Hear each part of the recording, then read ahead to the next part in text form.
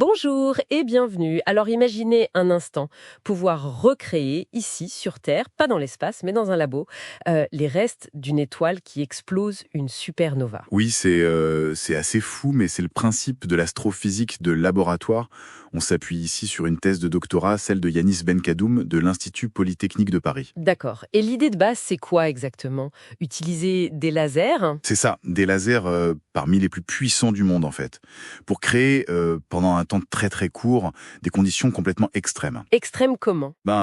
Des millions de degrés, des pressions, des millions de fois la pression atmosphérique. On appelle ça la physique des hautes énergies densité, la PHDE. La matière devient un plasma. D'accord, un plasma. Donc, on miniaturise un bout d'univers pour mieux le comprendre. Et l'objectif de ce deep dive, c'est ça. Voir comment ça nous aide à comprendre ce qui se passe quand une étoile meurt. Ces fameuses instabilités, le rayonnement, les champs magnétiques. Exactement. Des choses très difficiles à observer directement dans l'espace. Mais justement, pourquoi ne pas se contenter de regarder le ciel avec nos télescopes? On a des images magnifiques, non? Ah oui, magnifique, mais limité.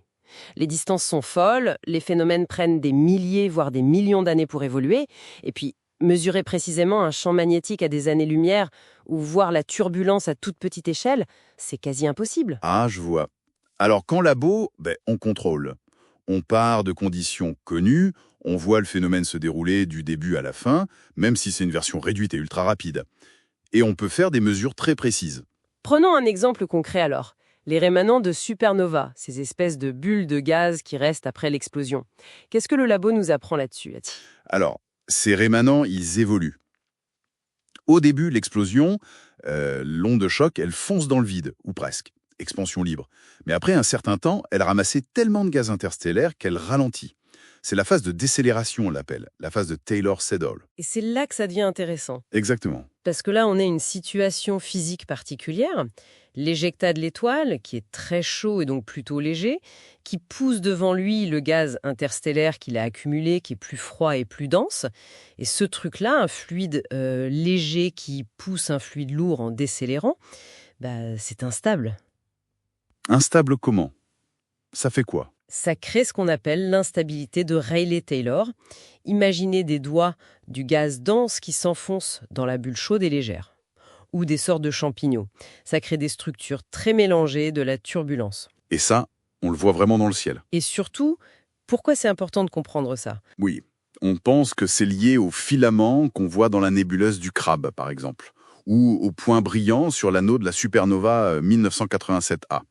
C'est crucial parce que ces instabilités, cette turbulence, c'est elles qui vont déterminer comment les éléments lourds, le fer, l'oxygène, tout ce qui a été créé dans l'étoile vont se mélanger et être dispersés dans la galaxie. C'est un peu comme ça que la vie devient possible ailleurs, quoi. D'accord. Donc il y a ces déformations, ces instabilités, mais quid de l'énergie elle-même? Vous parliez de choc radiatif? Oui, alors ça, c'est un autre phénomène clé. Quand le choc est vraiment très très violent, par exemple, si le rémanent tape dans un nuage de gaz très dense, eh bien le choc lui-même émet tellement de lumière, de rayonnement, que ce rayonnement va chauffer et modifier la matière qui est devant le choc. Ah oui, avant même que le choc arrive. Exactement. C'est ce qu'on appelle un précurseur radiatif. Un peu comme si la lumière très intense d'un phare pouvait chauffer l'air loin devant lui. Et ça, évidemment, ça change complètement la dynamique, comment le choc avance, comment l'énergie se propage. Incroyable. Donc on a les structures, l'énergie qui chauffe en avance, et si on rajoute le magnétisme? On sait qu'il y en a partout dans l'espace, mais c'est difficile à mesurer, non? Très difficile. Et c'est là un autre avantage énorme du labo. On peut ajouter un champ magnétique dont on contrôle la force et la direction et voir ce que ça change. Et ça change beaucoup de choses. Comme quoi, par exemple? Ça peut créer un autre type de précurseur, magnétique cette fois. Ça peut changer la façon dont la chaleur s'évacue par le rayonnement. Ça peut guider le mouvement du plasma, le confiner. Ça peut même modifier la forme des instabilités de Rayleigh-Taylor dont on parlait.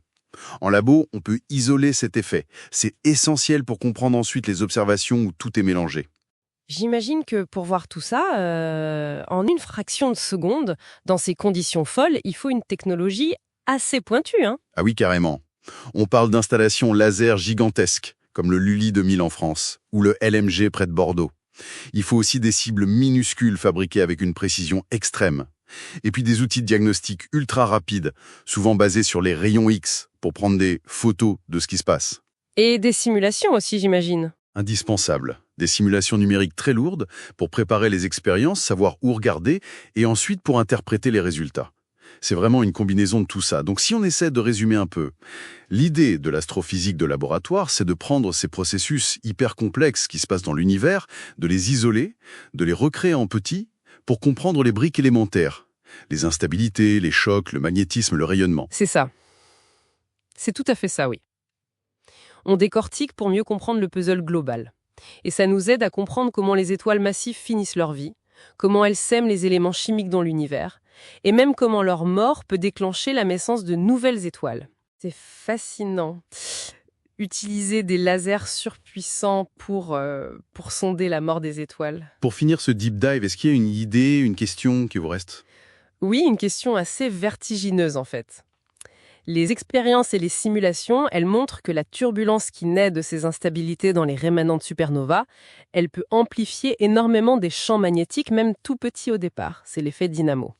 Alors la question, c'est est-ce que ces explosions d'étoiles, en plus de tout disperser, ne seraient pas aussi à l'origine même des grands champs magnétiques qu'on voit partout dans les galaxies aujourd'hui? Est-ce que l'ordre magnétique des galaxies serait né du chaos de ces explosions?